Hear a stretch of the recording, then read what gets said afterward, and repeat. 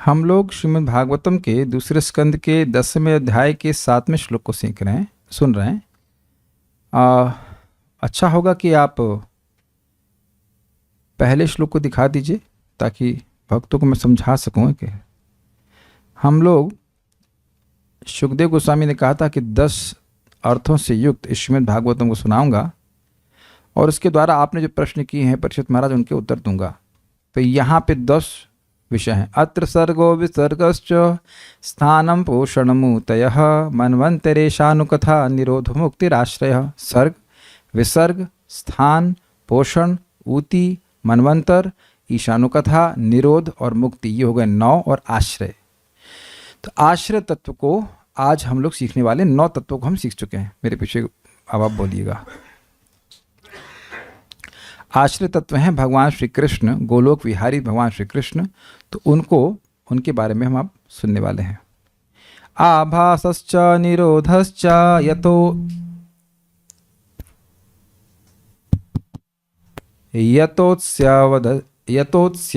यतोऽध्यवसीयते। आभासश्च निरोधश्च यतोऽध्यवसीयते।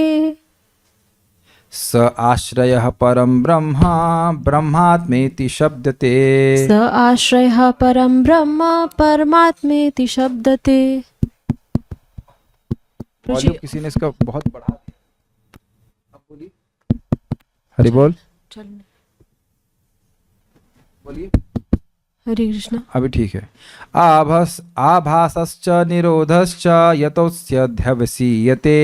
आभासश्च निरोधश्च यतोऽध्यवसीयते। स आश्रयः परं ब्रह्मन् परमात्मेति शब्दते। स आश्रयः परं ब्रह्म परमात्मेति शब्दते।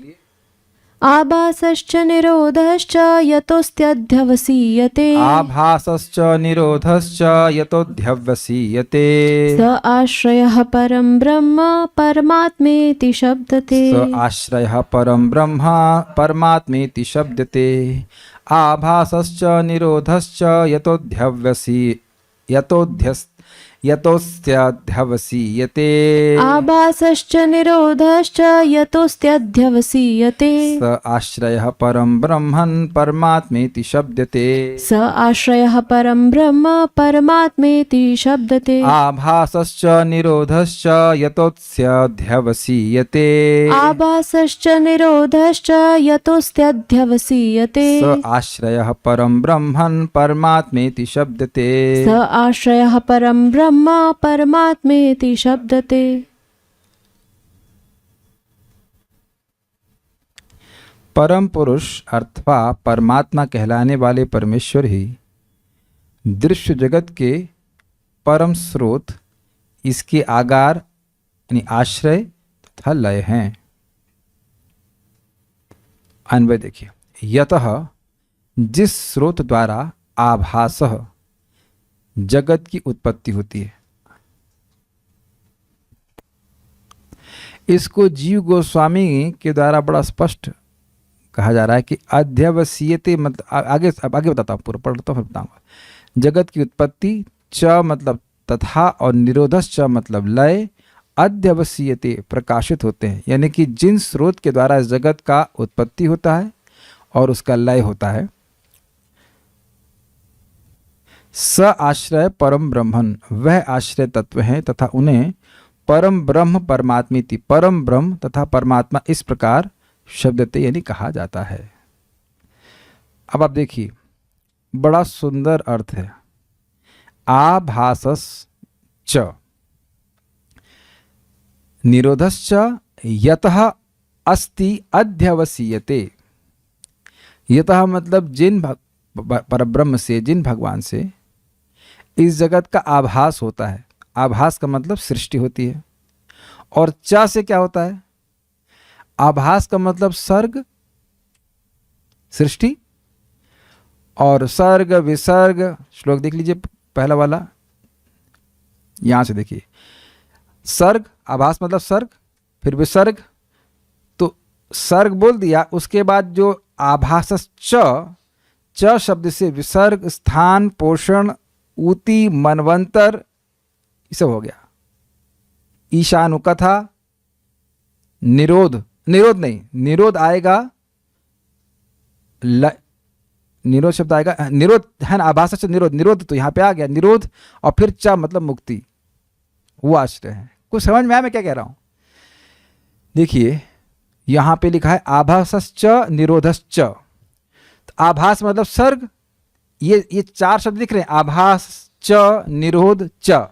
ठीक, अब इसको देखिए ऐसे, फिर पहले वाले श्लोक को देखें, अत्र सर्ग, तो सर्ग मतलब आभास, उसके बाद चा जो आ रहा है उसमें सारे जोड़ लीजिए, विसर्ग, स्थान, पोषण, ऊति, मनवंतर, ईशानो कथा, फिर निरोध, तो उसका चा मतलब मुक्ति, ऐसे करके उसके जो आश्रय हैं। ये सभी चीजें भगवान के द्वारा ही प्रकाशित होती हैं, चाहे पोषण हो, चाहे स्थान हो, चाहे स्थान मतलब पालन, चाहे कर्म वासना हो, वह सब भगवान के अंतर्गत ही चल रही, उन सभी के आश्रय भगवान है। स आश्रय परम ब्रह्म, इन सभी 9 तत्वों के आश्रय कौन है? भगवान श्री कृष्ण है, जिनको परब्रह्म परमात्मा इस प्रकार इति, इस प्रकार शब्द देते। तो आप कहेंगे इसमें भगवान शब्द तो है नहीं, तो देखिए जिनसे इन सब 9 तत्वों का प्रकाशन होता है उनको ब्रह्म कहते हैं, परमात्मा इस प्रकार कहते हैं। तो इति मतलब इति शब्द से भगवान को भी ग्रहण करना होगा, ब्रह्मेति परमात्मेति भगवान इति शब्दते, शब्दते शब्द यहाँ पे फिर से कहा जाता है। तो वस्तुतः भगवान ही परब्रह्म है, वही परमात्मा है, उनकी ही आभा को ब्रह्म कहा जाता है। तो उन्हीं से इस जगत की उत्पत्ति होती है, लय होता है, विसर्ग होता है, पालन होता है, सब कुछ उन्हीं के द्वारा होता है, इसलिए उनको आश्रय तत्व कहा जा रहा है। कैसे इन सबसे विलक्षण है? वह इन सभी 9 तत्वों के आश्रय स्वरूप हैं, वह इन सभी 9 तत्वों को आश्रय प्रदान करने वाले हैं। देखिए जानना क्यों जरूरी है, इस समय भी मेरा शरीर अगर भगवान ना चाहे तो तुरंत खंडित हो जाएगा, नष्ट हो जाएगा। भगवान ही हैं जो उसका पोषण कर रहे हैं, पालन कर रहे हैं, तो उनके प्रति हमारा कर्तव्य होना चाहिए, है, करना चाहिए, सबसे महत्वपूर्ण बात है। चलिए आगे पढ़ते हैं। कुछ समझ में आया, ऊपर से गया ये सब बात? 4 शब्दों में 9 शब्द दिखे श्रीधरी। सृष्टि को आभास कहते हैं तथा लय को निरोध कहते हैं।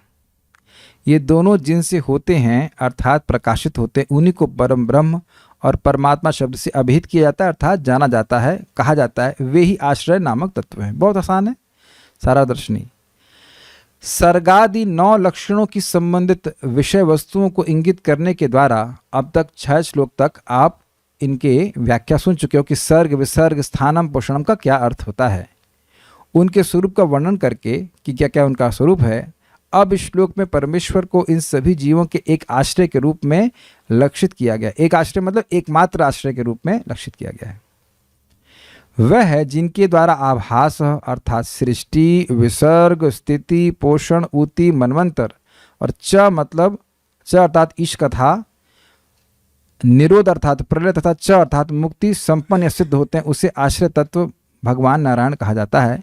चूँकि वे ही सृष्टि आदि का नियमन करते हैं तथा उपासक के भेद अर्थात उपासना की विधि अनुसार उन्हें भिन्न भिन्न संज्ञा दी जाती है, अतः उन्हें ज्ञानियों द्वारा परब्रह्म तथा योगियों द्वारा परमात्मा कहा जाता है। लगता है मैंने ठीक से नहीं समझाया, कुछ त्रुटि रह गई, फिर से समझिए।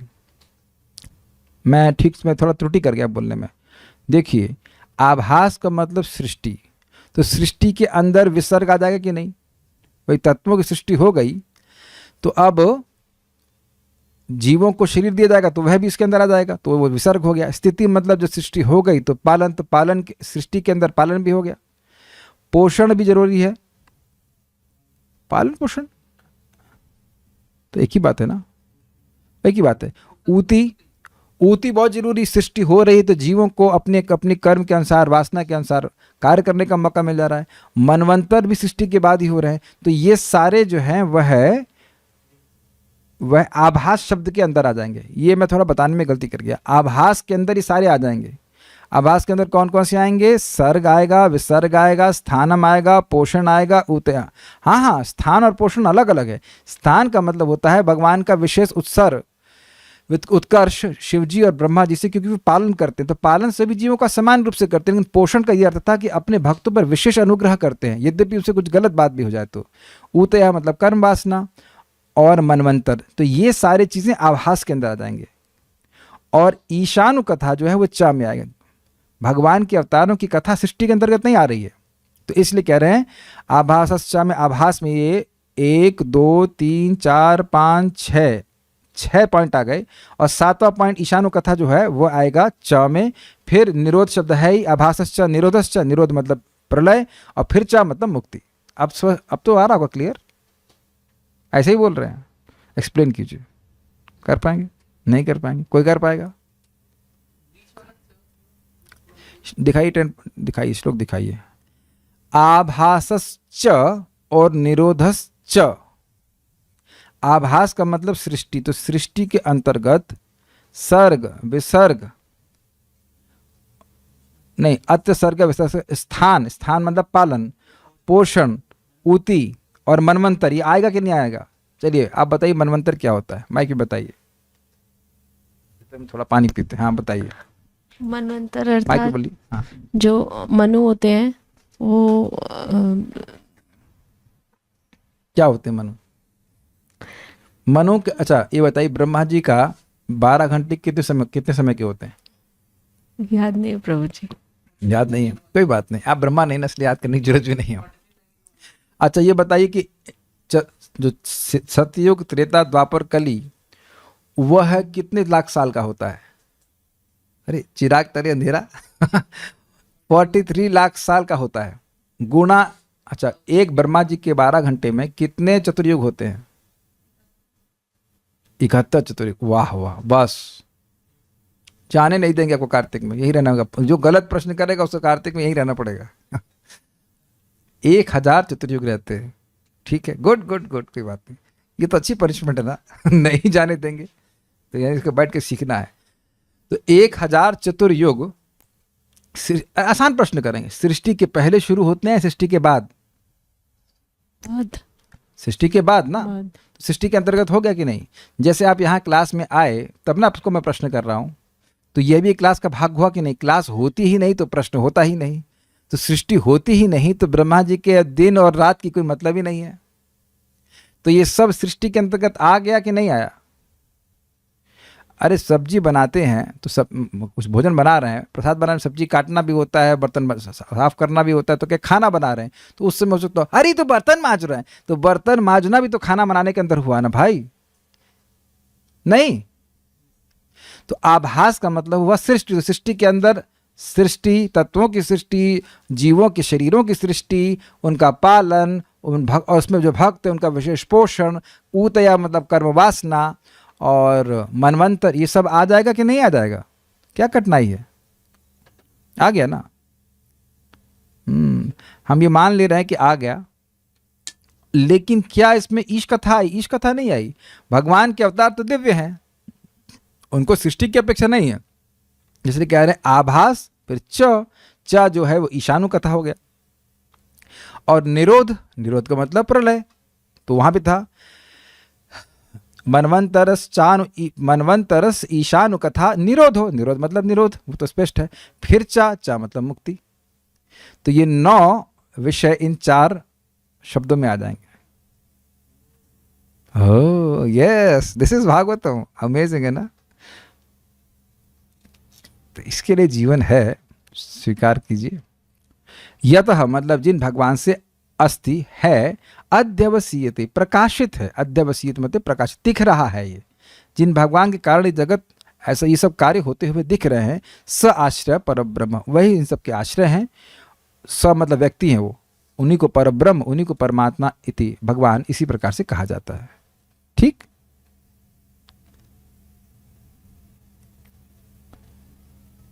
क्रम संदर्भ समझ लेंगे तो प्रभुपाद जी का तात्पर्य आपको बिल्कुल समझ में आ जाएगा। प्रभुपाद जी क्रम संदर्भ को ही समझाए हैं पूरा। पहले मुझे लगा कि क्रम संदर्भ भक्तों को कठिन लगेगा तो छोड़ देता हूँ, फिर मैंने प्रभुपाद जी का तात्पर्य देखा, हमने अरे प्रभुपाद जी तो पूरा इसी को बता रहे हैं, तो फिर से पढ़ा देते हैं, फिर तो कोई दिक्कत नहीं होगी समझने में। तो बेसिकली क्रम संदर्भ में जीव गोस्वामी जी ये कह रहे हैं कि इस आश्रय तत्व का ही वर्णन पूरे भागवत में हुआ है। जब हम ये नहीं भी जान रहे थे कि भागवतम के 10 तत्व क्या होते हैं, तब भी इसको पढ़ रहे थे। और अभी यह प्रमाणित करेंगे कि प्रथम स्कंद से लेकर आखिरी के 12 स्कंद तक, 12वें स्कंद तक इन्हीं तत्वों का वर्णन हुआ है। ठीक है, ये विषय रहेगा, क्रम संदर्भ का पढ़ते हैं इसको।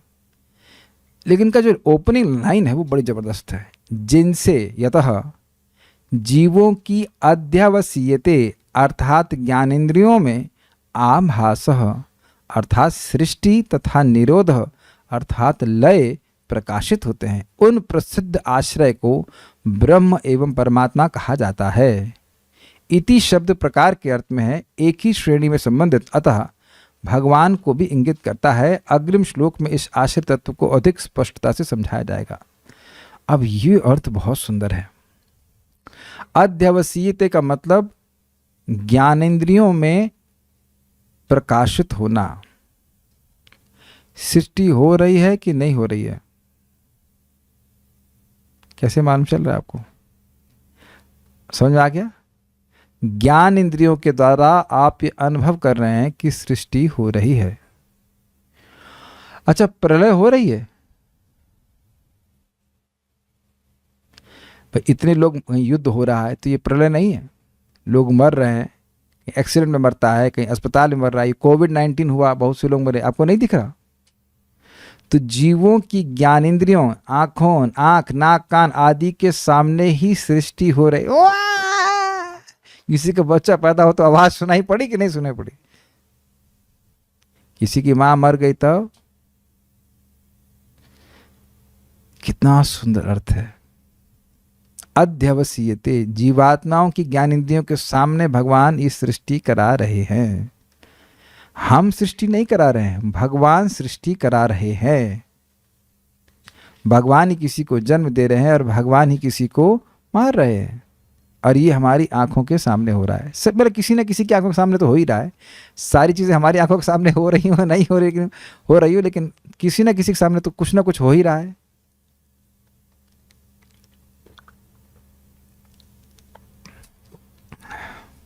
ठीक है ना? प्रकाशित करते हैं। हम तो इसी पे विचार कर रहे थे, हमको बहुत अच्छा लग रहा है। लोग कुछ नहीं कर पा रहे हैं, किसी के पास कोई सामर्थ्य नहीं है, उनकी आंखों के आगे सृष्टि होती जा रही है और उनकी आंखों के सामने प्रलय हो रही है। प्रभुपाद जी कहते हैं, जैसे तुम मृत्यु को नहीं रोक सकते, ऐसे जन्म को भी नहीं रोक सकते। कितना प्रयास किया गया, लेकिन फिर भी भारत की जनसंख्या बढ़ रही है कि नहीं बढ़ रही है? क्योंकि भगवान बढ़वा रहे हैं। समझ में आया? भगवान को आप नहीं रोक सकते, भगवान की व्यवस्था को नहीं रोक सकते हैं। भगवान जन्म दे रहे हैं। अग्रीड? और हमारे ही सामने लोगों का पालन भी हो रहा है। तो ये सब भगवान के द्वारा, उन्हीं को वो सभी के आश्रय और उनको ब्रह्म या परमात्मा कहा जाता है। इति मतलब इस प्रकार कहा जाता है। तो इस प्रकार मतलब ब्रह्म भी कहते हैं, परमात्मा भी कहते हैं और भगवान कहते हैं। एक बात मैं पिछली टीका से भूल गया कहना, कि ब्रह्म उसको कौन कहता है? जो कि ब्रह्मवादी हैं। परमात्मावादी परमात्मा कहते हैं, और जो भगवान के भक्त हैं उसी तत्व को वह भगवान कहते हैं। अपनी अपनी साधना के अनुसार व्यक्ति को अलग अलग प्रकार की अनुभूति होती है।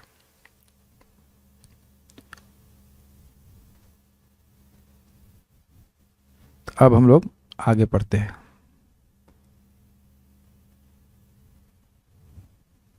कहाँ गए? यहां प्रथम स्कंद से ही 10 विषयों का क्रम से निरूपण किया गया है, किंतु आश्रय का वर्णन सामान्य रूप से किया गया है एवं विशेष रूप से श्री कृष्ण का इंगित किया गया है। कृष्णस्तु भगवान स्वयं तो प्रथम स्कंद के 3 अध्याय में ही बोल दिया गया, और उसको इस भागवतम का परिभाषा सूत्र कहा गया। बताया गया कि जैसे एक दीपक एक रूम में, एक कमरे में एक जगह स्थित होता है, लेकिन प्रकाश पूरे कमरे को देता है कि नहीं, ऐसे ही कृष्णस्तु भगवान स्वयं, यह श्लोक भागवत में एक ही बार आया है, लेकिन ये पूरे भागवत को प्रकाश देता है। यानी कि कहीं पे भी अगर ऐसी प्रतीति हो कि भगवान कृष्ण को विष्णु का अवतार कहा जा रहा है, तो हमको उस श्लोक को ऐसे समझना होगा कि वह यह श्लोक कह रहा है कि कृष्ण नहीं, कृष्ण भगवान विष्णु के अंश नहीं है, अपितु भगवान विष्णु कृष्ण के अवतार हैं। अवतार मतलब विस्तार है। यह आएगा, कई बार आएगा, इस बात आएगी तो ऐसा प्रतीति हो सकती है कि सोचे कि अरे कृष्ण विष्णु के अवतार ना। तो बार बार ये स्थापित किया जा रहा है कि भगवान कृष्ण का, कृष्ण कथा ही, कृष्ण का यश ही श्रीमद् भागवत में प्रतिपाद्य है। नारायणम नमस्कृत्यम नरम चैव नरोत्तमम, तो नर नारायण को नमस्कार है और नरोत्तम मतलब भगवान श्री कृष्ण को नमस्कार है, जो इस ग्रंथ के प्रतिपाद्य विषय हैं। समझ में आ रहा है? तो ये आश्रित तत्व हैं भगवान श्री कृष्ण, उनको प्रथम स्कंद से ही स्थापित किया जा रहा है। क्या कृष्ण की लीलाओं को आपने प्रथम स्कंद में नहीं सुना? भीष्म स्तुति किसकी कर रहे हैं? भगवान कृष्ण की कर रहे हैं। या माता कुंती स्तुति कर रहे हैं, किसकी कर रही हैं? भगवान कृष्ण की कर रहे हैं। अर्जुन कर रहे हैं, उत्तरा कर रही हैं, परीक्षित महाराज बारंबार आप सुन रहे हैं, यदि कृष्ण कथाश्रयम, कृष्ण कथा कृष्ण कथा कृष्ण कृष्ण कृष्ण कृष्ण। तो प्रथम स्कंद जो सुने हैं वह स्पष्ट समझ रहे हैं कि भगवान श्री कृष्ण का वर्णन हो रहा है। संपूर्ण भागवत पुराण केवल इसी उद्देश्य के लिए प्रस्तुत किया गया। किस उद्देश्य के लिए? भगवान कृष्ण की कथा को और कृष्ण को भगवान के रूप में स्थापित करने के उद्देश्य से प्रस्तुत किया गया है। प्रथम स्कंद प्रथम एवं द्वितीय अध्याय में शौनक जी एवं सूत गोस्वामी के प्रश्नोत्तरों के माध्यम से सत्य प्रतिपादित करता है। कृष्णे सुधामुपगते धर्म ज्ञानादि भी सह कलौ नष्ट दृशाम ऐसा पुराणार्को ना वो तो उत्तर हो गया। कृष्णे सुधामुपगते धर्म ज्ञानादि भी सह, अरे तो उत्तर हो गया, हम श्लोक भूल रहे हैं। वो कह रहे हैं कि भगवान श्री कृष्ण जब अपने धाम को चले गए हैं तो धर्म ने किसकी, धर्मम कह शरणम गतः, धर्म ने किसकी शरण ली है? तो कृष्ण के बारे में पूछ रहे हैं। उसके बाद गूढ़ा कपट मानुषा, कपट मानुष मनुष्य का अभिनय करते हुए राम और भगवान कृष्ण ने किस प्रकार से, बलराम जी और भगवान कृष्ण ने किस प्रकार से लीलाएं करी वह भी बताइए। तो भगवान कृष्ण की लीलाओं को विशेष रूप से सुनना चाहते हैं। कृतवान किल कर्माणि सह रामेण केशव अति मर्त्यानि भगवान गूढ़ा कपट मानुष। भगवान बलराम के संग भगवान कृष्ण ने जो लीलाएं करी जो कि अति मर्त्य थी, जो मर्त्यों के लिए संभव नहीं थी, वह बताइए। और गूढ़ा कपट मनुष्य कैसे करी गई? ऐसा लग रहा था जैसे मानो वो मनुष्य, लेकिन मनुष्य नहीं थे, वो मनुष्य से अति मर्त्य, जो मनुष्य कभी वो लीला नहीं कर सकते वैसी वो लीला कर रहे थे। तो वो सब बताइए। तो कृष्ण के विषय में प्रश्न किया गया। अच्छा, द्वितीय अध्याय में क्या कहा गया? भाई प्रश्न किया गया प्रथम अध्याय में कि शास्त्रों का वह सार बताइए जिससे जीव सुखी हो जाए। तो उत्तर क्या था? 1.2.6 सवय पुंसाम परो धर्मो यतो भक्तिर अधोक्षजे अहेतु की अप्रतिहता येनात्मा सुप्रसिद्धि, कि वह ही धर्म है, वही पर धर्म है जिसके द्वारा भगवान अधोक्षज में अहेतु की अप्रतिहता भक्ति हो जाए। तो अधोक्षज शब्द यहाँ पे विशेष रूप से कृष्ण को सूचित करता है। जीव गोस्वामी जी बताते हैं ये रिजर्व अर्थ रखता है भगवान कृष्ण के लिए। तो अब और क्या, ठीक है। दूसरे अध्याय में भी इस प्रकार से भगवान कृष्ण ही प्रतिपादित हुए हैं। अच्छा, एवं तृतीय अध्याय तो इस कार्य को विशेष रूप से करने में अत्यधिक स्पष्ट है। भगवान के अवतारों का वर्णन प्रथम अध्याय में प्रथम स्कंद में पूछा कि आप अवतारों की कथा को सुनाइए। तो तृतीय अध्याय में अवतारों की कथा सुनाई वो, और उसके बाद वो कहते हैं 1.3.28 एता चांस कला पुंसः कृष्णस्तु भगवान स्वयं इंद्रारि व्याकुलम लोकम मृडयंती युगे युगे। केवल प्रभा माता जी, ये श्लोक कैसे याद हो गया जब कुछ याद नहीं रहता है? सुन सुन करके आपने याद करने का प्रयास किया या सुन सुन के याद हो गया? सुन सुन के याद हो गया, तो इसलिए सुनते रहेंगे तो याद हो जाता है। चलिए, तो वहाँ पे सूत गोस्वामी को भय हुआ कि भाई इतने सारे अवतारों का नाम लिया और उसमें कृष्ण भगवान का भी नाम ले लिया, तो कहीं कोई लोग यह ना सोचने लग जाएं कि भगवान विष्णु के अवतार कृष्ण हैं।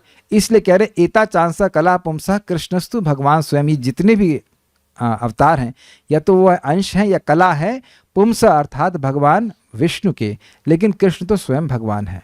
तो बिल्कुल स्थापित कर दिया कि कृष्ण ही आश्रय तत्व हैं। स्पष्ट। तथा चतुर्थ अध्याय के आरंभ में वर्णन है कि किस प्रकार भगवान श्री कृष्ण के पूर्णतः पारायण सुखदेव गोस्वामी और परीक्षित महाराज इस विषय में चर्चा हेतु मिले।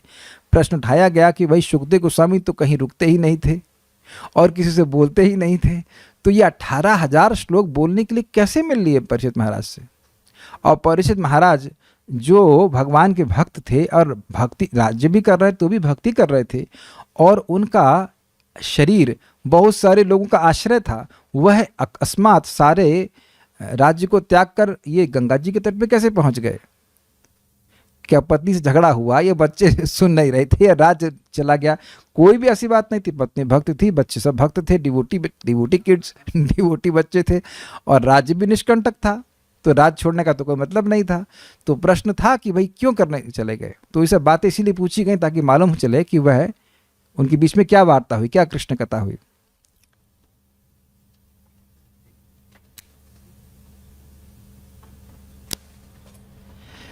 ओके, श्री कृष्ण, हाँ, द्वितीय स्कंद तो इस प्रकार से स्थापित किया गया, और आपने यहां भी, वहां पे भी, हरि बोल,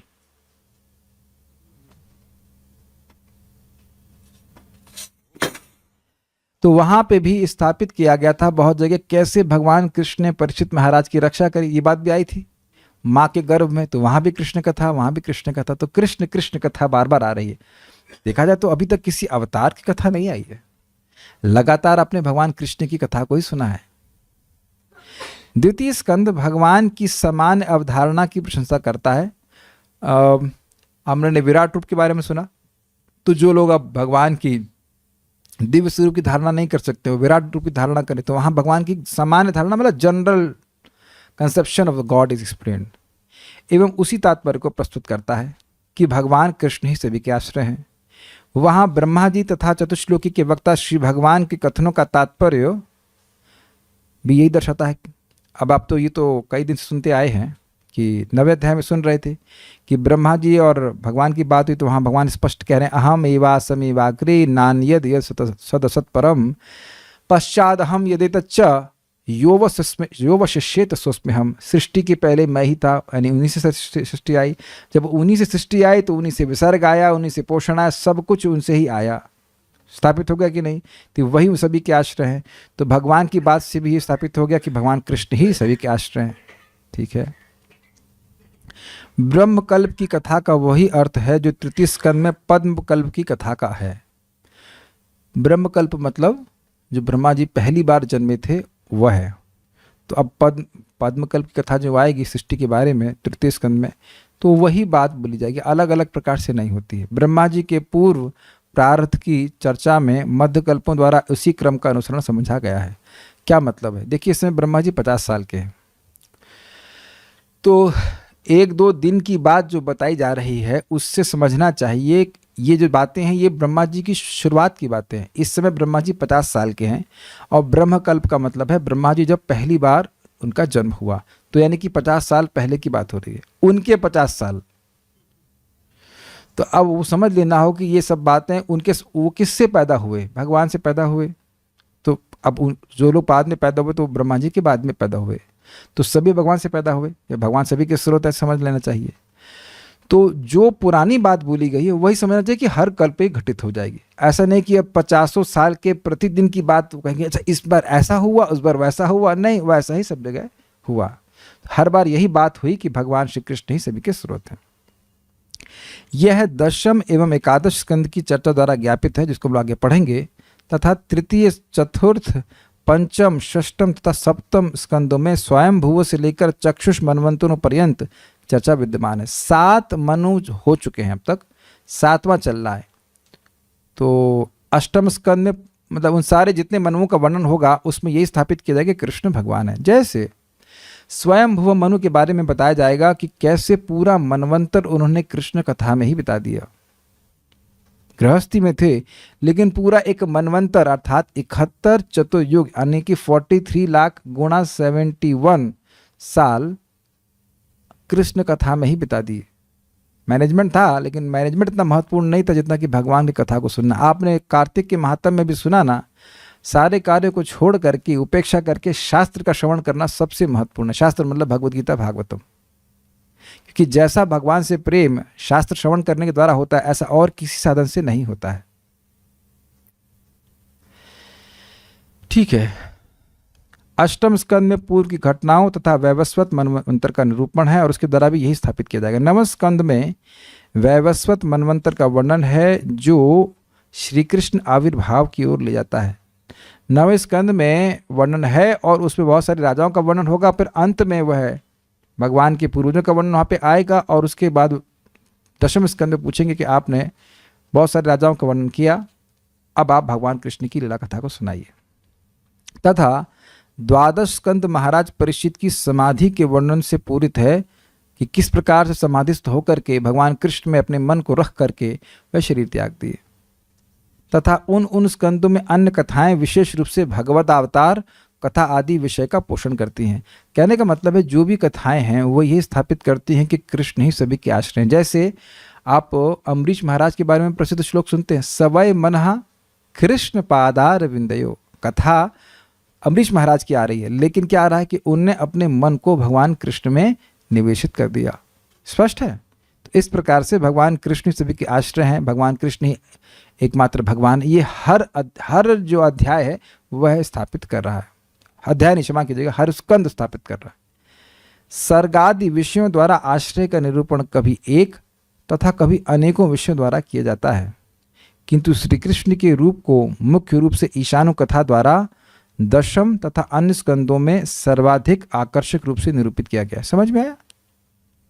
सर्ग विसर्ग आदि जो हैं वह कहीं कहीं एक जगह होता है, कहीं कहीं अनेक कथाओं के द्वारा वर्णन हो रहा है। जैसे भी आप लोग देख रहे थे, सर्ग के बारे में काफ़ी सुना हमने, लेकिन भगवान श्री कृष्ण को मुख्य रूप से भगवान की कथा के माध्यम से बताया जा रहा है और हर स्कंद में बता रहे हैं और विशेष रूप से दशम स्कंद में बताएंगे। दशम स्कंद के 3000 श्लोक भगवान श्री कृष्ण की कथा पर ही आधारित है। ठीक है। तात्पर्य, अब प्रभुपाद जी के तात्पर्य आपको बहुत आसानी समझ में आ जाएगा। जैसा कि श्रीमद् भागवत के प्रारंभ में कहा गया है, समस्त शक्तियों के परम स्रोत के पर्याय जन्मादि अस्यतः वदन्ति तत्तत्त्वविदस्तत्त्वं यज्ञानमद्वयम् ब्रह्मेति परमात्मेति भगवान इति शब्दते। पर ब्रह्म परमात्मा यह भगवान कहलाते हैं। क्या कह रहे हैं? मतलब इस जगत के सभी चीज़ों के स्रोत भगवान हैं, ये कह रहे हैं। ये बार बार प्रथम स्कंद में स्थापित किया गया। देखिए, अब प्रथम स्कंद को जो सुन लिया है उसके लिए ये बातें बिल्कुल कठिन नहीं हैं, और जिसने नहीं सुना है उसके लिए आवश्यक है कि वो सुन ले उन बातों को, और नहीं तो वेट करे जब मैं पूरा 12वां स्कंद पढ़ा करके फिर आऊँगा वापस। अगर आप जिंदा रहे और मैं जिंदा रहा तो फिर से पढ़ाऊँगा, और अगर नहीं तो खुद से पढ़ ले। सब कुछ दिया गया है, सहायता सारी कर दी गई है। अब नहीं समझ में आ रहा है तो हम कैसे समझाएं? तो फिर वो तो दोबारा नहीं पढ़ा सकते, तो आपको थोड़ी मेहनत अपने से करनी पड़ेगी। मेहनत कुछ नहीं है, अगर और समय नहीं निकाल पा रहे हैं तो भोजन बनाते बनाते सुन लीजिए या ऐसे भी कर लीजिए। और कैसे बताया जाए भाई? इस श्लोक में इति शब्द के, देखिए इस श्लोक में इति शब्द के प्रयोग से पर्यायों का अंत हो जाता है और इस प्रकार भगवान के द्योतक है। देखिए, अब इस लाइन को ऐसे पढ़ते समझ में नहीं आता ना क्या प्रभुपाद जी कह रहे हैं, कुछ नहीं समझ में आता ना। तो यहाँ बोले पर ब्रह्म परमात्मा इति, तो ये जगत के जो स्रोत हैं उनको ब्रह्म परमात्मा या इस प्रकार से भगवान के रूप में कहते हैं। तो भगवान शब्द का द्योतक है। पर्याय वाला होता है समानार्थक, पर्यायवाची। पर्याय का मतलब एक और इसका शब्द ऐसा ही सेम अर्थ वाला है। तो ब्रह्म कहिए, परमात्मा कहिए, भगवान कहिए, वो एक ही अर्थ है। वो भगवान कृष्ण को ही सूचित कर रहा है। इसकी और व्याख्या बाद में श्लोकों में की जाएगी कि आश्रय तत्व क्या है, किंतु अंततः इस भगवान का अर्थ है भगवान कृष्ण, क्योंकि श्रीमद् भागवत ने पूर्ण पुरुषोत्तम भगवान को कृष्ण रूप में पहले ही मान लिया है, प्रथम स्कंद में ही। कृष्णस्तु भगवान स्वयं समस्त शक्तियों का मूलाधार परम सत्य है, जो परब्रह्म इत्यादि कहलाता है, और भगवान परम सत्य के लिए अंतिम शब्द है। कुछ यह नहीं समझ पा रहे होंगे परम सत्य क्या है? अच्छा, एब्सोल्यूट ट्रूथ क्या है?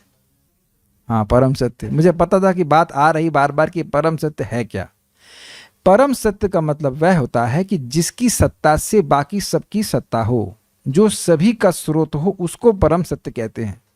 ईश्वर मतलब नियामक, लेकिन यह अर्थ ईश्वर का या गॉड का मतलब यह नहीं है कि वह सभी का स्रोत भी हो। नियामक का मतलब यह नहीं कि उसी से वस्तु आई भी है।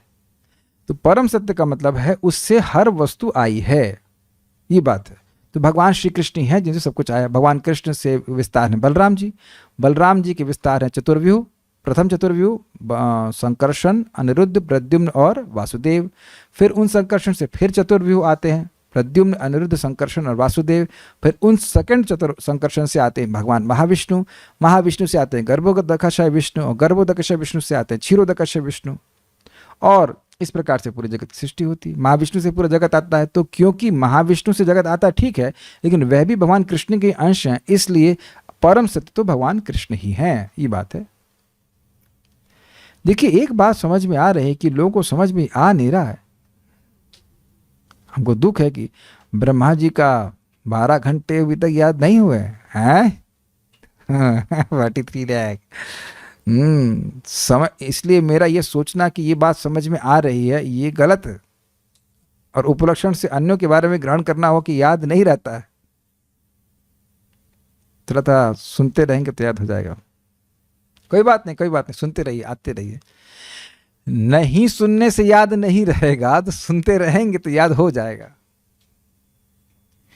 किंतु भगवान के पर्यायों में से यथा नारायण, विष्णु तथा पुरुष में से अंतिम शब्द कृष्ण। पुरुष का मतलब 3 पुरुष, कारणोदकशय विष्णु, गर्भोदकशय विष्णु, क्षीरोदकशय विष्णु, जिसकी पुष्टि भगवद गीता में हुई है। अहम सर्वस्य प्रभु मत्तः सर्वम प्रवर्तते 10.8। तो जो चतुश्लोकी भगवद गीता में भगवान कहते हैं कि अहम, ऐसे अपनी छाती पे हाथ रख, मैं मतलब मैं नहीं, मैं मतलब भगवान कृष्ण, कि मैं सभी का प्रभव हूं, महाविष्णु का भी प्रभव मैं ही हूं, ये कहने का अर्थ। सबके इसके अतिरिक्त श्रीमद् भागवत भगवान के शब्द अवतार रूप में भगवान कृष्ण का प्रतिरूप है। कृष्णे सुधाम उपगते धर्म ज्ञानाधिभि सह कलौ नष्ट दृशामेशः पुराणार्को धुनोदितः। इस प्रकार यह निष्कर्ष निकला, इसको एक्सप्लेन नहीं किया प्रभुपाद ने। कृष्ण सुधाम उपगते, जब भगवान कृष्ण अपने धाम को चले गए, उपगते मतलब चले गए, धर्म ज्ञानादि भी सह, धर्म और ज्ञान आदि के साथ, तो कलौ नष्ट दृशाम एषः, कलौ यानी कली के द्वारा जिनकी दृष्टि नष्ट हो गई, अंधे नहीं है, केवल दिख नहीं रहा है, एषः पुराणार्कः, ये पुराण श्रीमद् भागवत पुराण, अर्क अधुनो उदितः, अर्क यानी सूर्य के समान, अधुना मतलब इस समय कलयुग में उदित हुआ है। लोगों को प्रकाश प्राप्त हो जाएगा। धर्म क्या है, ज्ञान क्या है, भगवान कौन है, ये सारी बात भागवत से समझ में आ जाएगी। एक बात बड़ी सुंदर हमने आज सुनी कि भाई अगर भगवान का संकीर्तन ही सर्वश्रेष्ठ है तो सुनने की क्या जरूरत है। भगवान के कीर्तन से ही सारा मल नष्ट हो जाता है, तो ये क्लास बात सुनने की क्या जरूरत है। तो भक्त बड़ा सुंदर समझा रहे थे कि कह रहे देखो, नहाते हो साबुन से, साबुन से ही सारा मल नष्ट हो जाता है, लेकिन पानी तो लगाना पड़ता है ना। सूखा, आप लोग से निवेदन है कल एक ट्राई कीजिएगा, साबुन लीजिए, सूखा मलिए उसका। ये क्या तो बात भक्त बोलते हैं कि सूखा साबुन घिसेंगे तो काम नहीं चलेगा ना। तो जब है, भगवान का नाम है, भगवान की सब कुछ है, महिमा है, लेकिन जब व्यक्ति श्रवण करता है तब उसका उत्साह बनता है उसे करने के लिए, है ना। आप देखो कल जिसने महात्मा में सुना कि भाई हम दीपदान करेंगे, तो वह दीपदान करना शुरू कर दिया होगा, उम्मीद है। और जो नहीं करेगा, जो नहीं सुनेगा, क्यों करूं, घी खर्च होगा, या whatever can be any reason कि हम ये नहीं करेंगे। मेरे घर पे 2 भक्त आए, दोनों ही भक्त, एक 2 माला करते, एक 16 माला करते। तो एक को पूछा मैंने, भाई कितने बजे जॉब पे जाते हो, कहते 9 बजे। आते कितने, 8 बजे। दूसरे को पूछा कितने बजे आते हो, कहते 9 बजे। आते कितने हो, 7 बजे। तो 1 घंटे का अंतर। एक करता है 16 माला, दूसरा करता है 2 माला, दोनों की शादी नहीं हुई है। समझ गया ना मैं क्या कहना चाहता हूं। तो एक व्यक्ति कथा सुना हुआ है, सुन रहा है, एटलीस्ट थोड़ा बहुत तो सुन रहा है, तो उसकी श्रद्धा है भगवान का नाम उच्चारण करने में। और जो नहीं सुनता है, कभी कभी कहता है आपका इंटरव्यू सुन लेते हैं, अरे वाह वाह वाह, मक्खन लगा रहे हो। अरे इंटरव्यू सुनो या ना सुनो, लेकिन कथा तो सुनो भाई, कुछ तो किसी की निमित्त उससे कथा सुनो। कथा सुनने से व्यक्ति की श्रद्धा बनी रहती है। नाम तो है प्रबल, लेकिन करोगे तब ना। तो कथा सुनने से, तो अब मैं सब बातें क्यों कह रहा हूं, कथा सुनने से श्रद्धा हो तो कथा कहां से मिलेगी? श्रीमद् भागवतम से। श्रीमद् भागवतम के द्वारा व्यक्ति को नाम में श्रद्धा होती है, नाम अपराध क्षीण होते हैं। क्या श्लोक है वो? नष्ट प्रायेषु भद्रेषु नित्यम भागवत सेवया भगवती उत्तमा श्लोके भक्तिर भवती नैष्टिकी। तो ये अभद्र मतलब नाम अपराध, चक्रवर्ती बात स्पष्ट करते हैं। तो व्यक्ति का नाम अपराध नष्ट होता है। और स्वाभाविक सी बात है, अगर आप सुनेंगे कि नाम उच्चारण करने वालों की इतनी महिमा है, भागवत से सुनते हैं ना, आप केवल नाम बोलेंगे तो नहीं मालूम चलेगा, नहीं मालूम चलेगा। लेकिन अगर आप भगवान के नाम की महिमा को भागवत से सुनते हैं, तब आपको महसूस होता है कि भाई ये बहुत सम्मानीय है। एक बात हम श्रीमान मुकुंद दत्त प्रभु से सुने और जबरदस्त इंस्पिरेशन है, बहुत अच्छा इंस्पिरेशन मिला। कहने कि ये जारे देखो तारे कहो कृष्ण उपदेश, ये क्यों इतना महत्वपूर्ण है? तो कह रहे थे कि एक एक जीवात्मा भगवान को अत्यधिक प्रिय है। उसकी आत्मा, भगवान की आत्मा ही मानिए, एकदम प्रिय है। तो किसी एक जीव को भी आप मदद करते हैं तो ये भगवान को सबसे प्रिय लगता है।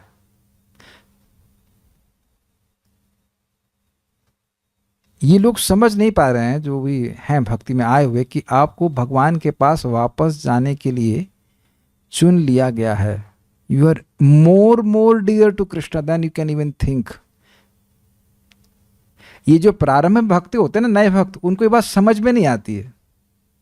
इसीलिए जो सीनियर भक्त हैं उनका कर्तव्य है कि उनको अफेक्शन दें। वो अफेक्शन डांट के रूप में भी हो सकता है। तो कहेंगे ये क्या है क्यों नहीं उठ रहे सुबह, नालायक उठ, सुबह भजन कर। वो कभी कभी हो सकता है वो गुस्सा हो जाए कि भाई ये क्यों गुस्सा हो रहे हैं हम पर, हमारा तो करने लग जाए। लेकिन वह प्रेम ही है कि आप क्यों नहीं उठ रहे, नाम उच्चारण करो, तुम भगवान के पास पहुंच जाओ। शुरुआत में श्रद्धा थोड़ी कमजोर होती है तो उन लोगों को समझ में नहीं आता इतना क्यों परेशान कर रहे हैं हमें, सोने क्यों नहीं देते हमको, क्या सोने का भी अधिकार नहीं है हमको? You have to understand this. मैं ये सब बातें क्यों कह रहा हूं? भक्तों को भगवान की बात जब बताई जाएगी तब वह भगवान की भक्ति करेंगे। तो कहां से बताएंगे आप? पुराण से। इस भागवत पुराण को बताएंगे तो सूर्य के समान, जैसे सूर्य उदित होते सारा एकदम क्लियर हो जाता है कि धर्म क्या है, व्यक्ति को तुरंत जीवात्मा को समझ में आ जाएगा। और किसी भी शास्त्र को पढ़ेंगे तो नहीं समझ में आएगा क्लियरली कि करना क्या है। भागवतम स्पष्ट कह रही है वही पर धर्म है जिसके द्वारा अहेतु की अप्रतिहता भगवान में स्थापित हो जाए, उसी से तुम सुखी हो जाओगे। तो हमारा कर्तव्य है कि जितना सामर्थ्य हो भागवत को एटलीस्ट समझें, और समझेंगे तो बोलेंगे। ये बात ध्यान रखिएगा कि आप में से कोई व्यक्ति मौनी बाबा नहीं है, मानते हैं ना? कोई मौनी बाबा नहीं है, तो कुछ ना कुछ तो बोल ही रहे हो। तो जो समझ में आया वही बोल रहे हैं। है कि नहीं? सोचा कभी आपने? जो समझ में आ रहा है वही बोल रहे हैं ना। और आप विचार कीजिए कि जो भी हम बोल दे रहे हैं उसे किसी को लाभ हो रहा है ना, और हमको हो रहा है नहीं, फिर भी बोल रहे हैं क्योंकि समझ में आ रहा है। तो अगर भागवत समझ में आने लग जाएगी तो आप भागवत नहीं बोलेंगे, उससे आपको भी लाभ होगा, सामने वाले को भी लाभ होगा। Do you agree? आप अपने वक्तव्यों को अपने ये तो फोन में रिकॉर्डिंग रख लीजिए कि क्या बोल रहे हैं, और उसको आप एनालिसिस करेंगे तो मोस्टली थर्ड क्लास की बात होती है। उससे किसी का लाभ ही नहीं होता, उसका भी नहीं होता और अपना भी नहीं होता है। प्लीज बुरा नहीं मानिएगा, खाली कॉन्शियस हो जाएंगे तो समझ जाएंगे किसी का कोई फायदा नहीं होता। सुबह से कितने लोगों को बोले हैं आप जब करिए? तो आप बताइए। आपने बोला, बहुत अच्छी बात है, तो बोला तो बहुत अच्छी बात है, लेकिन दूसरे को हम कुछ बोलते हैं, समान फर्जी की बातें होती हैं जिसका उस आदमी से कोई मतलब नहीं होता, उसे कोई प्रकाश प्राप्त नहीं होता। लेकिन अगर पुराण, भागवत पुराण समझेंगे तो आप बोलोगे जरूर उसे। है ही भागवत में सुंदर बात। किसी को भी बोलेंगे तो उसको प्रकाश मिलेगा। जिस किसी को भी आप सूर्य के सामने ले आएंगे उसके रूम से खींच करके उसको प्रकाश ही मिलेगा। Got it? ठीक है। इस प्रकार यह निष्कर्ष निकला कि भगवान श्री कृष्ण, मैं ये श्लोक क्यों है भाई? तो यह श्लोक किसके बारे में है? यह भी भगवान कृष्ण के ही बारे में है। इस प्रकार यह निष्कर्ष निकला कि भगवान श्री कृष्ण समस्त शक्तियों के परम स्रोत हैं, और कृष्ण शब्द का अर्थ भी यही है। कृष्ण अथवा कृष्ण तत्व की व्याख्या के लिए ही श्रीमद् भागवत की रचना की गई है। देखिए, आप में से बहुत सारे लोग भगवान कृष्ण का नाम सुने होंगे, लेकिन यह नहीं सुने होंगे कि कृष्ण ही परम स्रोत हैं। तो इस संबंध में तो हम टोटल अंधकार में थे कि नहीं। तो भागवत ही इस प्रकार से पूरी तरह से क्लियर करती है कि भगवान कृष्ण ही परम सत्य हैं। ये जान लेना भी 50% लिबरेशन या 40% लिबरेशन है, प्रभुपाद जी बताते हैं। श्रीमद् भागवतम के प्रथम स्कंद में सूत गोस्वामी तथा शौनक जैसे महान ऋषियों के प्रश्नोत्तर से इस सत्य की जानकारी मिलती है, और इसी स्कंद के प्रथम तथा द्वितीय अध्यायों में इसकी व्याख्या है। अब मैंने क्या व्याख्या करूं, अभी तो पढ़ा चुका हूं, अभी तो बताया। तृतीय अध्याय में विषय को स्पष्ट किया गया है कृष्णस्तु भगवान स्वयं, तथा चतुर्थ अध्याय में ये और स्पष्ट हो जाती है सुखदेव और परीक्षित कैसे मिले उसके द्वारा। द्वितीय स्कंद में श्री भगवान के रूप में परम सत्य पर बल दिया गया है और परम ईश्वर श्री कृष्ण है, ऐसा दर्शाया गया है। आप ये सब भी अभी सुन लिए। जैसा कि पहले कहा जा चुका है, 4 श्लोकों में श्रीमद् भागवत का सार संक्षेप में दिया गया है, वो भी आपने चुना चतुश्लोकी भागवत के रूप में। इन पूर्ण पुरुषोत्तम भगवान के विषय की अंततः ब्रह्मा ने ब्रह्म संहिता में इस प्रकार पुष्टि की है, ईश्वरः परमः कृष्णा सच्चिदानंद विग्रह, परम ईश्वर भगवान श्री कृष्ण है। ऐसा ही श्रीमद् भागवत की तृतीय स्कंद से निष्कर्ष निकलता है। पूर्ण विषय की विस्तृत व्याख्या श्रीमद् भागवत के दशम तथा एकादश स्कंदों में मिलती है। दशम स्कंद में भगवान कृष्ण का वर्णन विशद रूप से हुआ है। स्वयंभव मनवंतर तथा चाक्षुष मनवंतर जैसे मनवंतरों के प्रसंग में, जिनकी व्याख्या तृतीय, चतुर्थ, पंचम, षष्ठ तथा सप्तम स्कंद में की गई है, श्री कृष्ण का ही संकेत है। अष्टम स्कंद में वैवस्वत मनवंतर से भी अप्रत्यक्ष रूप में उसी विषय की व्याख्या होती है। नवम स्कंद का भी वही सार है। 12वें स्कंद में विशेष रूप से भगवान के विविध अवतारों के विषय में आगे व्याख्या की गई है। इस प्रकार संपूर्ण श्रीमद् भागवतम के अध्ययन से यह निष्कर्ष निकलता है कि भगवान श्री कृष्ण ही समस्त शक्ति के परम स्रोत हैं।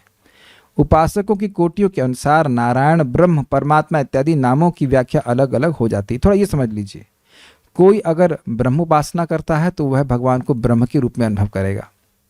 कोई परमात्मावादी है तो हृदय में भगवान विष्णु के रूप में अनुभव करेगा।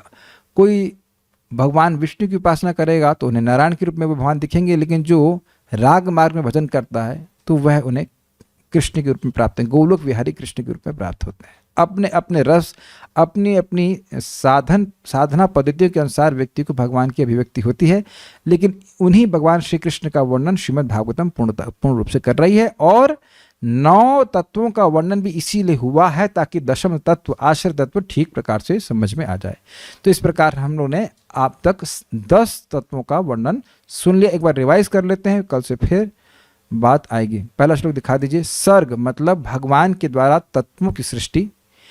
विसर्ग मतलब ब्रह्मा जी के द्वारा चराचर जीवों के शरीरों की सृष्टि। स्थानम मतलब जब स्थिति वैकुंठ विजय, जब स्थिति यानी स्थान मतलब पालन हो रहा होता है तो भगवान का वैकुंठ यानी कि भगवान श्री हरि का विजय अर्थात उत्कर्ष सूचित हो रहा है। कैसे वह इस क्षेमाण प्रकृति, जो प्रकृति बार बार नष्ट हो रही है, उसको पालन करते हैं, उसको मर्यादा में रखते हैं। पोषणम मतलब अपने भक्तों के ऊपर अनुग्रह करना, यद्यपि उनसे कोई गलती भी क्यों ना हो जाए। ऊतयः मतलब कर्म की वासना। मनवंतर मतलब भगवान के द्वारा अनुग्रह प्राप्त मनवंतर अधिपतियों का सद्धर्म का आचरण। ईशानुकथा मतलब भगवान के अवतारों की कथा और उनके भक्तों की कथा। निरोध मतलब जब सारे जीव महाविष्णु में प्रलय के समय शयन करने लगते हैं उसको निरोध कहते हैं। और मुक्ति मतलब जीव की आत्यंतिक मुक्ति, अर्थात वह अब दोबारा जन्म नहीं लेगा, स्थूल और सूक्ष्म शरीर को त्याग करके भगवान के पास चला जाए। और आश्रय का मतलब हुआ इन सभी के आश्रय भगवान श्री कृष्ण। इस प्रकार से 10 तत्वों से युक्त ये श्रीमद् भागवतम है। इसको हम लोग आगे सुनते चलेंगे। कोई प्रश्न किसी का है? टेलीग्राम से मैं देख लेता हूँ। कोई प्रश्न नहीं है? आपका प्रश्न है? ओके, माइक दीजिए इनको।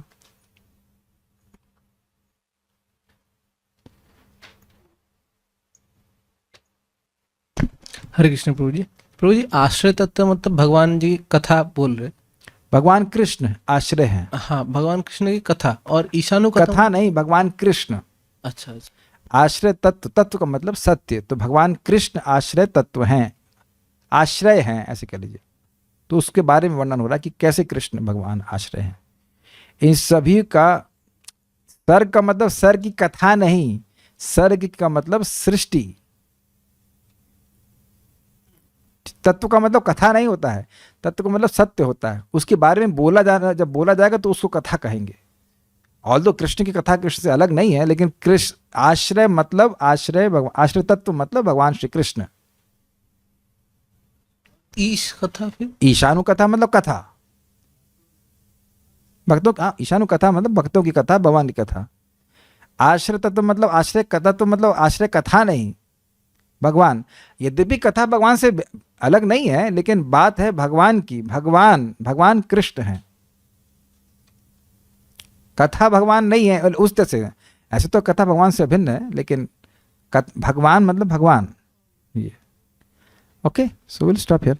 श्रीमद् भागवतम की जय, श्रील प्रभुपाद की जय, निताई गौर प्रेमानंदे।